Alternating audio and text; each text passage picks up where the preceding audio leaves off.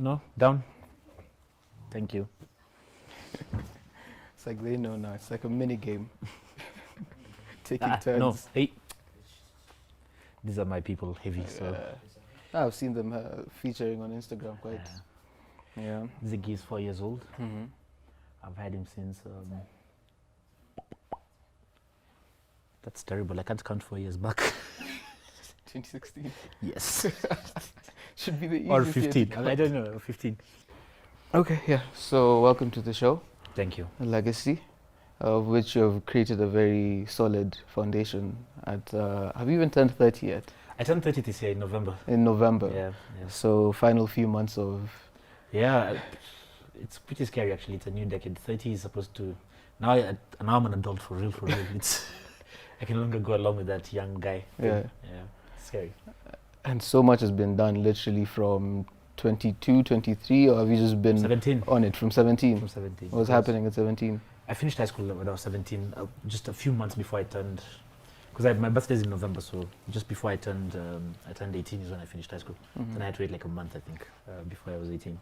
And I worked from day one, so it's been 17 years. I went to my first film set before I had my ID, which was Inspector Mola. I hope those clips never surface.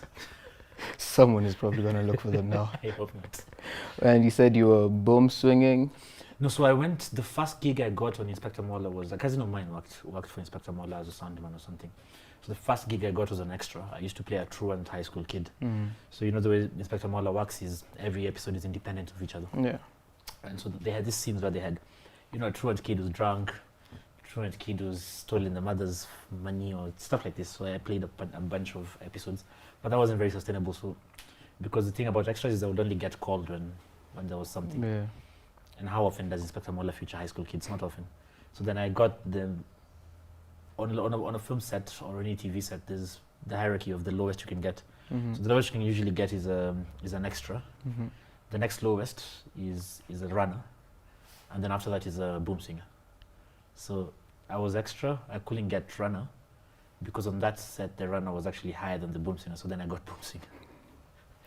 And I was a boom singer for quite a few years on Inspector Mola, on Nocturnal Junction, on Machachari. Yeah. And at that point, did you have any of these production ambitions, or were you just trying to? Yes. Yeah, you knew what you were doing. That's why I was moving from extra to boom singer, and I wanted to really climb up. Then eventually I figured I don't want to climb the ladder, I just want to own it. So then I started working towards owning the ladder instead. Because ideally what I would have done is I'd have grown boom singer, then maybe become assistant producer, third assistant director who's in charge of that's the bosses of the extras. And then just there's a bunch of places you have to pass, and this takes you like 10 years until you get to maybe director level. But then you can just flip the whole thing over and become an executive producer, which means you start your own gig like you're doing. Yeah. Okay, and we met at USIU when you were giving a talk, and you were an alumni of USIU. Yeah. And bootstrapping is clearly a very big part of how you kickstarted. Yeah. So how did you go about just funding these small projects here and there before having to pitch them? Because I know you have to self-fund. Yeah. So the first film we did was with my friend Dexter. And so, of course, these gigs, being a boom singer and all this, they give you a little bit of money. And while I was doing those, then I joined university in 2009, which was maybe a year after I finished high school. But I was still doing this gig, so I enrolled in USIU as a part-time student, which means I'd go to class between 5 and 9, I believe. Yeah, there's a 5:20 class on thereabouts, and then another one at 7 something, and up until 9. So I'd do those classes in the evenings and on Saturdays. And the rest of the days I'd work. That's when I was boom singing, being an extra on places. I started script writing in some instances. Then eventually my friend Dexter and I, his name is Peter Ngugi, he's actually a successful filmmaker now. We set up our first company, and the idea was, we met as extras on Nocturnal Junction, and the idea is, we hung around a lot when you're an extra, because you see, you're called only for your scenes. Then the rest of the time you're basically just hanging around the film set. And you learn, when the director, when they say cut, it means stop. When they say action, it means go. Yeah. So we had the basic stuff. We said we could teach this to primary school kids, no? And then it sounds fun because you give them a boom and whatnot. So we set up this company to teach kids in primary school basic film. Yeah. So we did this in McKinney School, we did this in St. Austin's, and one more school that I can't remember right now. And we used to earn a bit of money, which then I saved. I set up, in USIU, I set up something called the Game Court. Actually, I was there maybe last year, and the branding is still on. This Tots Road. Yeah, you know at the back there, yeah. where they have the old restaurant. Yeah. But then I think they use it to store my car now. You've seen it? It's more storage. Yeah, it's more storage. But that was my shop all the way back in 2011 to 13. 2011. Yeah, and we used to sell 50 bob movies. I was a pirate. Yeah. I shouldn't be saying stuff like this, guys. And now you're on the other side of copyright. And then I had all these TVs, maybe 3 or 4 of them, and connected to Xboxes and PS5s, not PS3s at the time, where guys would come and play FIFA and stuff. So then that money was saved as well. And the first major production I did was Young Rich, which I started producing when I was still in school in 2012. So that's where I got the money, to answer your question. That was a long-ass answer. And on the Austins and McKinney gigs, which year was this? St. Austin and McKinney must have been 2010, all through to 2012.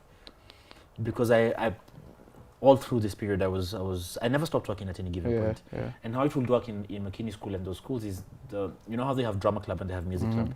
So then we'd only be slated on the days of sports stroke clubs, which would usually be Friday in most of the schools, and I think in St. Austin it was Wednesday, if I'm not mistaken. And so you come in and you teach a class for an hour, which show them basic script writing. Then at the end of the term, they'd get a short film to take home, and they'd pay us 3,000 for the term. I think in McKinney School, the first batch of students we got like 30. So this was 90k. But divided by 3 months, it's not as much as you think. Actually. But I was saving most of this money, walking from places to place. Like I remember I used to only take a potato from Roysambu to the CBD, then walk all the way to McKinney School, save 100 bob, pile up on it. And eventually by the time I had to do a pilot, I had some money kept aside. And then I was able to get some support from friends as well, because I have two friends who put in money early on. But I had saved quite a bit as well over 3 years. You can save quite a lot if you do 100 bob. Yeah. Okay, I'm even asking the year for that because I went to St. Austin's at a point, but not 2010. 2010 I was in class 8. Yeah. Man, I'm very old. Not too much. Still around the same bracket. Yeah. But before we even get into Young Rich and production and all that, I want to go a bit into lifestyle, because a lot of these come into play in terms of achieving all the things that you have. Yeah. And I've been seeing on WhatsApp stories, on Instagram, you wake up at what time? I see you've been working out multiple times a week. Yeah. So I've always been working out for as long as I can remember, maybe the last 5-6 years, but on and off, 2 days a week, 3 days a week. When you're hungover, Yeah, you can't really.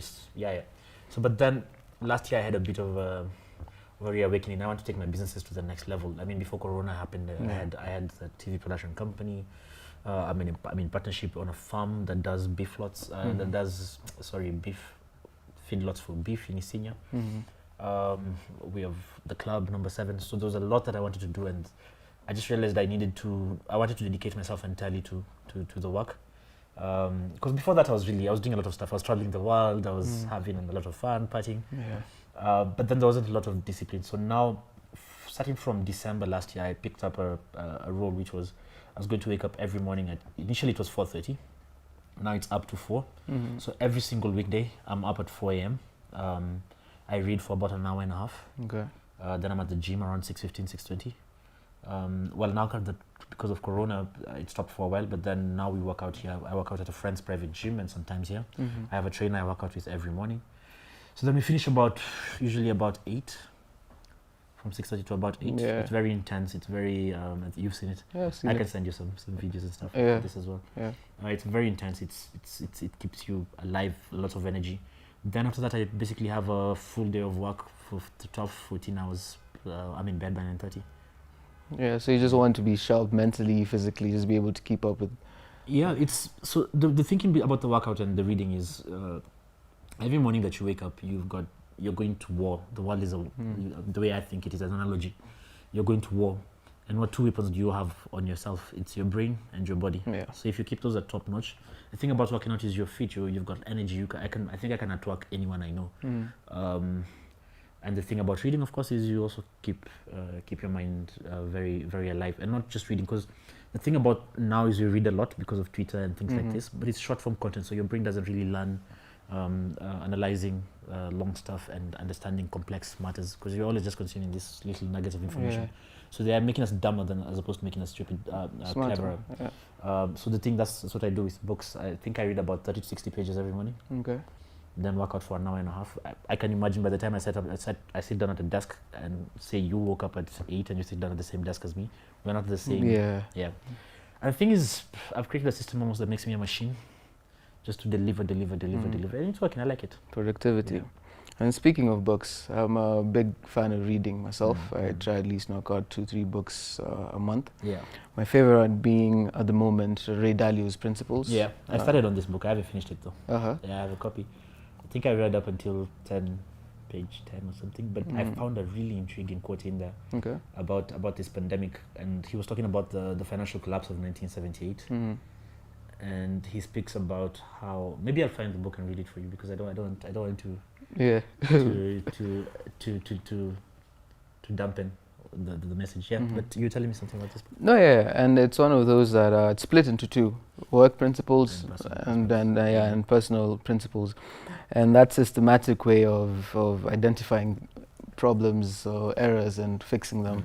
I've really applied a lot of that into my own thinking and life, and it's like come as a direct, almost like a Bible type thing. Yeah. Do you have any of these books or any author that particularly directly affected how you?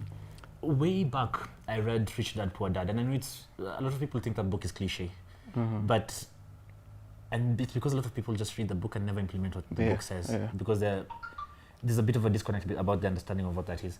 But Rich Dad Poor Dad really taught me the principle of money, like what works, what is an asset, for example. And a lot of people think they have the basic knowledge of how money works, and they don't. Yeah. I read that book. I think I read it thrice. I haven't read it of late because since then I've sort of, my understanding of the matter has gone higher, and I've read other books. But to start, that's a really, really good book. I mean, another book that I can think of now is The E-Myth. It's a very, very, if you already have a business going and you want to sort of grow it further, that's a very good book. There's a book I'm currently reading called The Deals That Changed the World. Oh, I am reading that as well at the same time. It's a fantastic book. I'm on the last chapter actually now. There's a book, which other book? There's one I'm just about to start. I don't know if it'll change my life yet, but it's very, how do you say, very, very apt for these times. It's called Why I'm Not Talking to White People. Why I'm no longer talking to white people about race. I think I've seen the cover. Then the white. I think they played with the title somewhere. Yeah. And then what else? Seeing a lot of Malcolm Gladwell. Yeah, I read. Yes, Malcolm Gladwell. David and Goliath was a big one for me. Yeah. David and Goliath. I read the new one, but for some reason it wasn't. Ilikuwa tu. The one for strangers, how? Yeah, talking to strangers. Yeah. It's got a lot of interesting nuggets and stuff, but it didn't do it for me. I'd say David and Goliath was a big one for me. Okay. Because David Goliath is about the art of beating giants. Like, the advantage of disadvantage. And the argument is, we always look at disadvantage as a bad thing, like how you set out in life, whether you came from a poor background, whether you came from, like you're thrown some curveballs. We always look at that as a negative thing. But the book of the David and Goliath is really about, it's actually, if you look at it, a lot of people who start out with a disadvantage end up, if you play it well, it ends up working in your favor. And I started out as a disadvantage, which I guess why I like the book. So now I own my disadvantages. I think what I have on there is Marvin Gaye.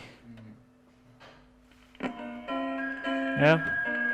I don't think you'll be able to use that though. We might should. I don't know. So I've got all these records, but I don't have, they're not arranged in any particular order. So on Friday evenings or so, I'll sit here for hours and hours finding a record and playing it. I find that when you have physical things, it is the same thing even with the books. When there's something that has happened with music and books, because it's so easy to download one and just flip it through on your system, we've lost a bit of value for it. So one of the biggest reasons I started this is it's very personal. So it's a direct mentorship which can then be gotten by other people in their 20s especially. And it's really targeted to people who are already ambitious. And one of the biggest hurdles that I've had to pass at the moment has been ageism almost. Anytime I enter a room with certain ideas and projects and plans, the second they realize this is someone who's in the early 20s. And you had to do this, of course, by the time you launched Young Rich, you were 23?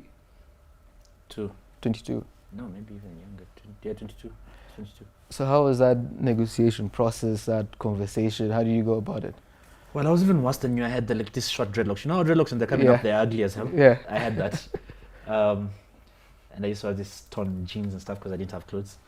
I've always found with me that I always over prepare for what I have in my favor. So like any meeting I'd show up to, I'd come pretty well prepared. I speak well.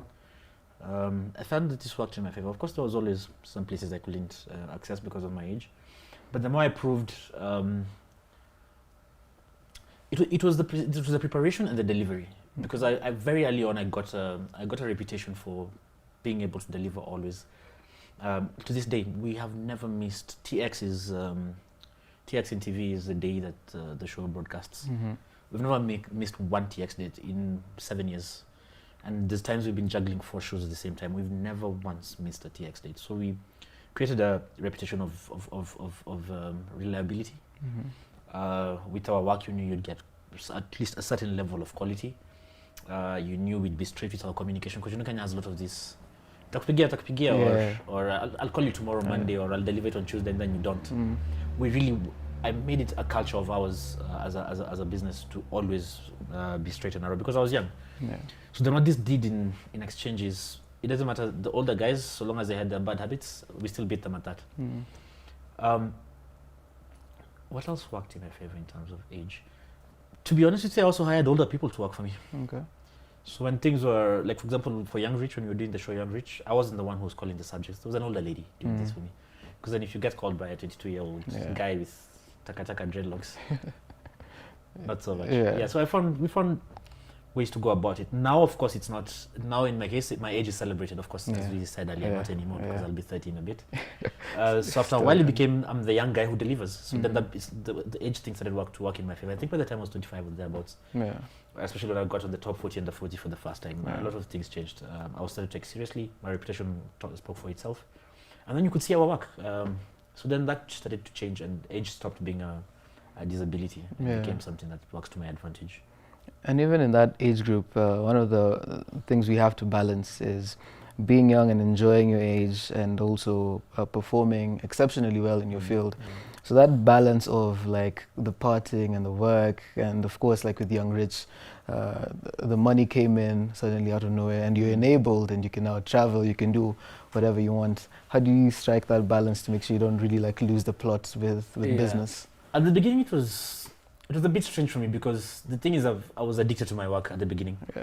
So what I'll do is I'd party, yes. What was suffering was sleep. Because I'd work the many hours that were required of me, because at the time, of course, I had only a few people. So what means I'd be the camera guy, I'd be the director, then I'd be editing in the evening as well. Then still go out to Backers is the place. Back then, did you guys find Backers? No. Man, you don't know what you're missing. Backers Westlands next to Havana. Do you know Havana? No, Havana, That used to be Electric Avenue. So that whole street used to be clubs everywhere. So it was so heavy that you just like pretty much party on the street, moving from place to place, and you find your classmates. USIU particularly was very... On Thursday, we had transportation from there to... Really? From USIU and back, Like there was a bus system. So we do a few hours of that, and then go back to sleeping for 2-3 hours, and then back to work again. Of course, that's not sustainable. How did I strike the balance? I guess for me it's because from my background, there was no opportunity, there was no chance of going back there. And I've always said I'll either, for as long as I live, I'll either be rich or dead. So I guess that motivation sort of pushed me even harder. Somehow I struck a balance. The younger years were hectic. There were days I'd come straight from the club and go straight to work. Because the thing is, so long as you don't drop the ball on any. But I think as you grow older, it also starts just to become tiring. My interests also started to shift. So now I'd say it's more travel. I do party still every now and then, but of course now not it's Corona. But even when I do it now, it's productive. So you end up like what I do. Most of the people I party with or spend good time with are people I also work with. So then it ends up being a working session as well. Where you're still coming up with ideas, where you're still strategizing. Okay. So I don't know if I ever struck a balance. It's just, but I didn't drop the ball. So you didn't drop the ball. It means it worked. And you even mentioned the whole working and also socializing and partying with the people that you're friends with. It's the same thing I've really been applying. Is I've been very exact with the friend groups that I've had. As you can see, everyone even here I've known personally before professionally. But we're able to come together and make something happen and just contribute to each other. You said even Nema for Hannah Swimmer, that's also a friend of mine who we converse at that level. She's doing very well. And that always like seems to motivate me. You just stay on toes. If I'm slacking, they'll let me know. If they're slacking, I let them know. How's it been like with your friends from the beginning to now? Friendships have always been. So to start with, I have two. I mentioned to you about the two friends who put money into my business. The first one is actually my oldest friend. I went to primary school with him. His name is Kennedy Moremi. And when I had. Then we went to primary school together and then university together. And in uni we started talking, and then he would see me set up all these businesses. And one time I was setting up the game court, and he said, I want to put money in, but I don't know, let's see it first. And then when he took up and was selling stuff, he felt like he had left out, because Ken is this guy he's a bit liquid and likes to invest in things as a security on himself, because he wants to. It's basically typical how investors think. I want to put money, I don't want to do the work. And then if I make the right bets, I'll be rich forever. So then he had this hunger to put some money in me, which is what happened when I started Young Rich. Him and my best friend at the time, Muchi. So what we did is I came up with a concept paper, and I wrote my idea. There was no company, and I allocated them each 5%, 5% in exchange for 150K from each. And that was that, and then we started. So they put the money into something that wasn't even a business. So you see how that comes into play, which is hence my statement when I said, if you don't have any friends who can give you, and it's a joke. It's a joke. What I mean is, whoever your friends are, they need to be able to support you in whatever way they can to help you follow your dreams. Principle. And not just them, but you back as well. Because there's also ways that I support my friends. I found then that since then, my friendships have evolved. I now spend more time with my peers as opposed to my friends. So like these are usually people I want to be like, people already doing stuff that I'm keen on doing. And it's usually a scary thing, because you see as you grow older, like some of my friends now are in families, they have kids and stuff. And I don't. So I have dogs, but it's not the same. Close enough. Yeah. I don't think that would be taken very kindly by the parents.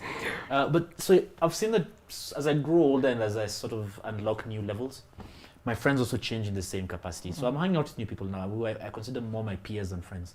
But then I still have this close-knit group of people who the Muchi still, and my friend Austin, and there's a guy called Mohamed, and there's a guy called Ken who I mentioned. So they're still my friends, but like the people I spend most of my time with now are my peers, not my friends. Yeah. And was getting on the Forbes list a conscious goal of yours before you ever did?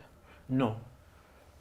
Surprisingly, Mfonobong, who's the one who compiles. So I've been on two Forbes lists. There's Forbes Africa, which I was on the cover in 2017. But I was also, the first time I was on Forbes was on Forbes Global, Forbes.com. And it's the 30 most promising entrepreneurs under the age of 30 in Africa. And the guy who compiles the list, his name is Mfonobong Sahe, he's Nigerian. And he and I had met when I was doing the show Young Rich, because he needed some leads on the list. And I would always he'd drop me a line from wherever he was in the world, because he travels a lot, asking, can you give me more information about so-and-so? You did an episode on so-and-so, could you send me a link? And that's how it happened. Then one time he sent me an interview set. I was like, who is this for? And then it turned out it was for me. So that was quite pleasant. The first time that came out, and then of course now the next year, Forbes Africa picked up the story, and then in 2017 there were two Kenyans on the list. That's me and Zamir Vaji. He's actually a neighbor down the road, and he runs an architecture firm, and both of us made to the cover. Yeah, I think you'll see it somewhere. I can give you a copy as well. That's actually where I first heard your name. Came across your name on Forbes. You read well. It's because I had been on a bunch of other smaller, and I can't mention them without being in trouble. Yeah, nah, don't worry. It's a also free because show. I work for a lot of them. Yeah, but yes, that's where I first came across you, and I'm curious did life change significantly, or deals change significantly from pre-Forbes to post-Forbes? I'd say the one that was most impactful for me was Top 40 Under 40 in 2014, because then I was still very green. Yeah, I think it was EM 1.5 into business, and you know, for top 40 and the 40, you nominate people. Mm-hmm. And I remember I'd been nominating my friend Dennis McCurry. Yeah. I nominated him like 4 times. My business mentor, Dennis McCurry. Mm-hmm. And I got a call from Business Daily asking about setting up an interview. Mm-hmm. And the interview was set up, and I thought they were interviewing me about Dennis McCurry. Mm-hmm. So I actually if you look at that picture, I came in an old shirt and stuff from the top 40 and the 40 interview, because I genuinely thought it was about Dennis McCurry. Mm-hmm. So to be on the same list as your business mentor, because he ended up being on the list and so did I. Yeah. And I think a bunch of other people that year, Churchill, a lot of people who were on that list that year are good friends of mine. Tushar Ketia was on the list that year. Mm-hmm. That changed my life dramatically. Because you see, I was an unknown entirely at the time. I had this one hit TV, Young Rich, Mm-hmm. and hit is relative because it was loud. Mm-hmm. I don't know, numbers wise, who knows. So that gave me some level of seriousness in the people I started interacting with, because first of all, I couldn't even make it to the award ceremony because I was out working in South Sudan. Okay. Stuck in a place called Yambio, which is a very small, it's crazy. You land on a football field. I was doing some training for entrepreneurship there. Mm-hmm. So I couldn't attend the gala, but everybody I ended up interacting with for Top 40 Under 40 really propelled me, because I got this really experienced business people who were on the list as well, and they held my hand. I'm very good friends with most of them. And then, of course, Business Daily is quite well consumed locally. Mm-hmm. So even lots of places just, you're the guy on Top 40 Under 40. Everybody understands Top 40 Under 40. Yeah. So then, even on my email signature, you know, the fact that I had Top 40 Under 40, now my emails were being responded to. Let's say before 50% of my emails weren't getting responses. Now it was 30% wasn't getting responses. 70 were. Because we'll take it a bit more seriously when that happens. When Forbes happened, it led to a misconception, because everybody thinks I was on the Forbes list because I have a lot of money. Yeah. So I found that Forbes, both times, it propelled my profile internationally, not so much locally. Locally, everybody misunderstands it. They think I'm just Money. millionaire, which I'm not. Yeah. But then globally, it's nice because you get to go to the Forbes convention every year. There's one in Johannesburg. There's one in Israel. There's one in the one that I go often in the States. There's been one in Boston. There's been one last year. I went to one in Detroit. Mm-hmm. And the kind of people who speak at these places, the kind of people you interact with, it's mind blowing. Yeah. Because it's a global community of under 30. So every list, because there's a European list, there's an African list, there's an American list, there's an Asian list. You all congregate for 4 days of intense partying and intense learning. Yeah. So in the evenings, we've had everybody from Kendrick Lamar to who else has performed that I have seen. I saw 21 Savage last year, Kelani. So there's always this interesting, beautiful concerts, and then the day you get to hear these fantastic speakers. Serena Williams spoke last year. Some big NBA players as well. You have activists coming. You have top business people. It's quite something. So that I feel like it's a community I'm happy to belong to. But yeah, of course, and with these things also, it helps with your profile. Yeah. Because again, people take you more seriously if you've been acknowledged by especially foreign media. Yeah. And yeah, so there's been Forbes. I think I've been on BBC. I've been on the Sydney Morning Herald. I've been on Al Jazeera. So it helps. Yeah, it helps with the profile. But I'd say the most significant was probably Top 40. Top 40. The timing even. Daily timing. Yeah. Timing, Bensoul. Shout out Bensoul.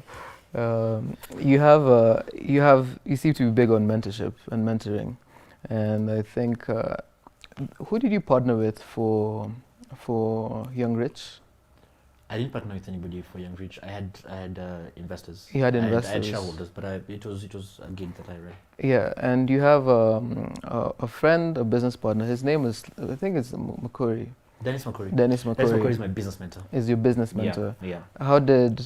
What made him get interested in mentoring you? Was it just like something that happened naturally, or was it like, I need... No, so I met Dennis McCurry when I was doing his episode on Young Rich. Yeah. And he was the first billionaire on the show, because who we thought was the first billionaire ended up being a scam. So Dennis McCurry was the first billionaire on Young Rich, and I remember we spent quite a bit of time because he wanted to. Dennis is very meticulous in how he does things. So where else, Young Rich was very much interviews like this, where you sit down for 2 hours and then they give you pictures and stuff. But Dennis McCurry went the extra mile. He wanted to go down and show us when he studied about a primary school, he wants to show you the primary school. So we ended up traveling and going to Kisii for a couple of days.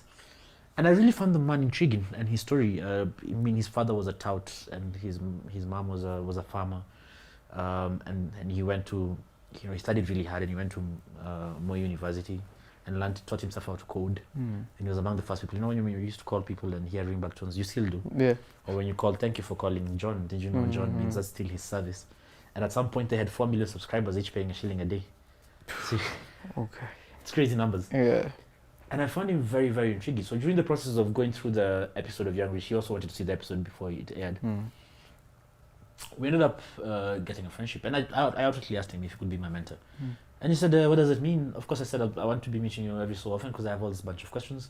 And of course, the thing about when you ask someone to be a mentor, it's always, even for me, it's always something you're not really, because what most people are usually asking you is that you help them with their business. They're not asking for mentorship, they're asking for help with their business. They want you to be making decisions for them and injecting money and stuff. Yeah.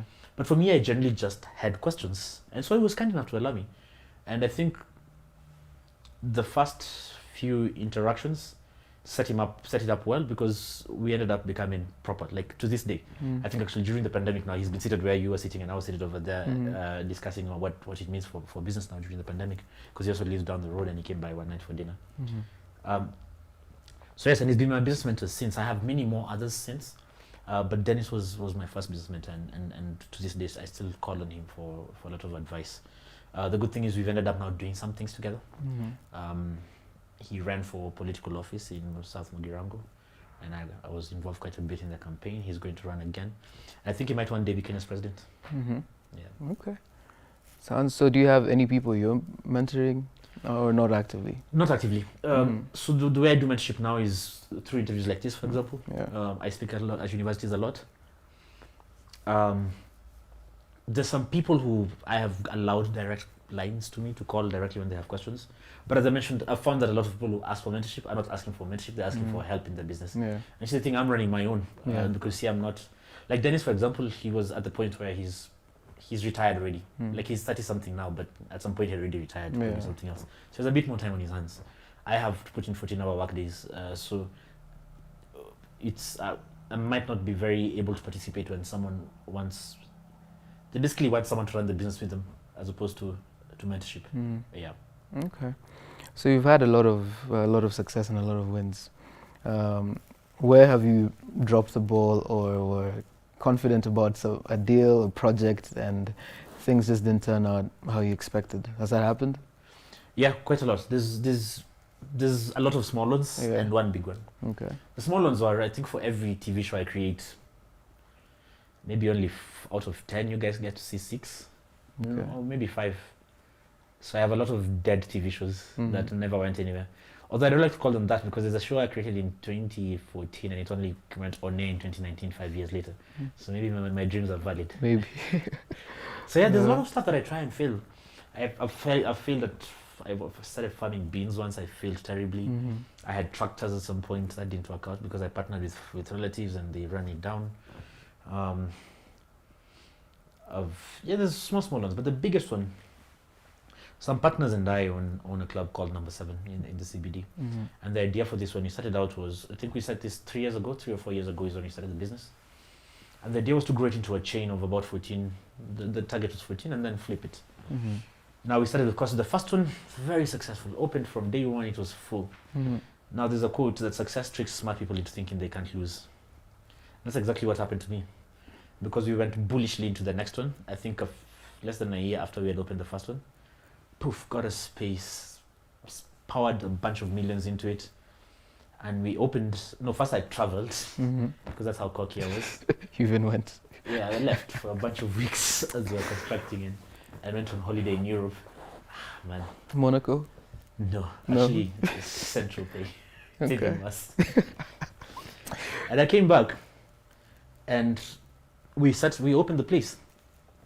And we had done everything wrong, from location to the furniture to...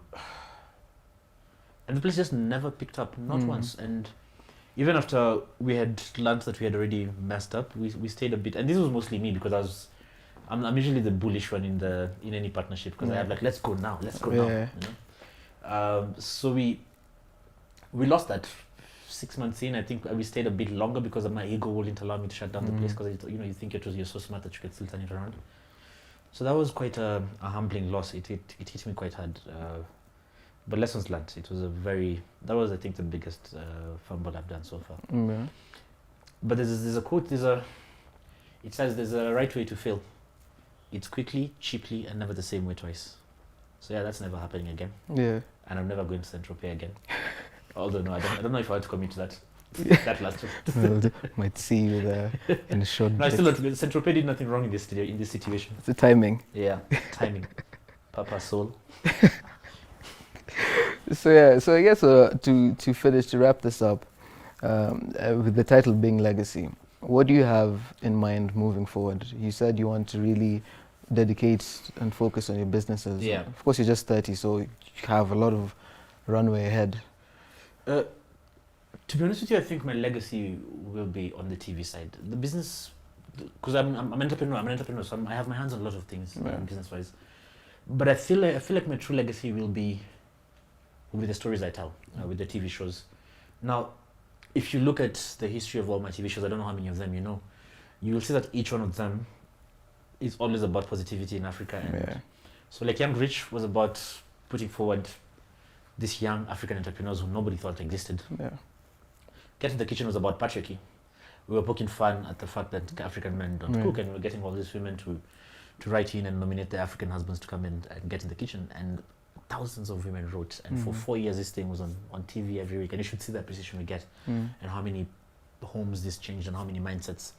And after that, there was Story Yangu, which is to celebrate Kenyan heroes, from the Jeff Koinanges to the Ida Odingas to Kemboi to we did a lot of people. Dr. Betegi Konyo here, who founded the Karen Hospital, and we're actually shooting season 4 of this series now, celebrating great Kenyans who've contributed heavily to our country.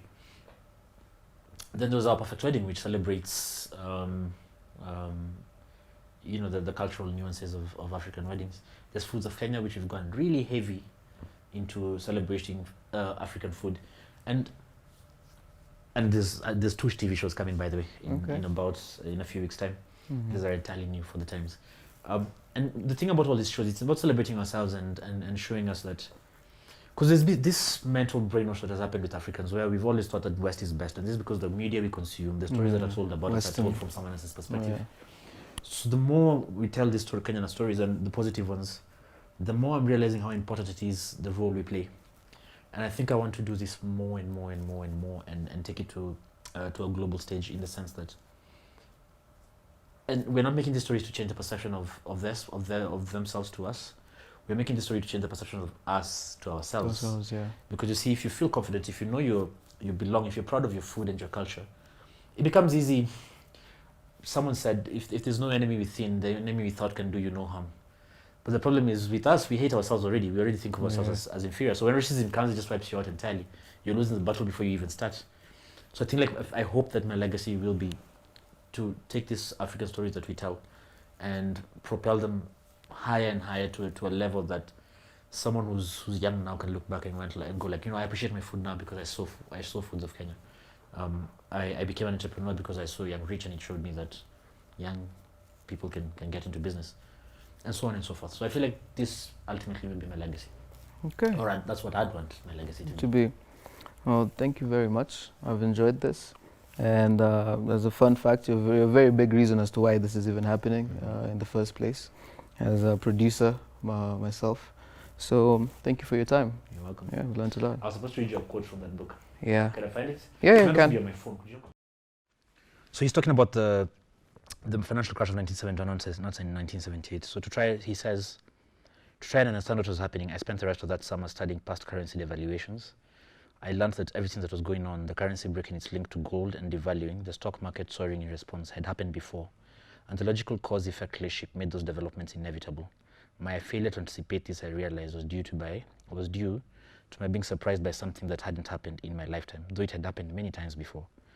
The message that reality was conveying to me was, you better make sense of what has happened to other people in other times and other places, because if you don't know, you won't know if these things can happen to you, and if they do, you won't know how to deal with it.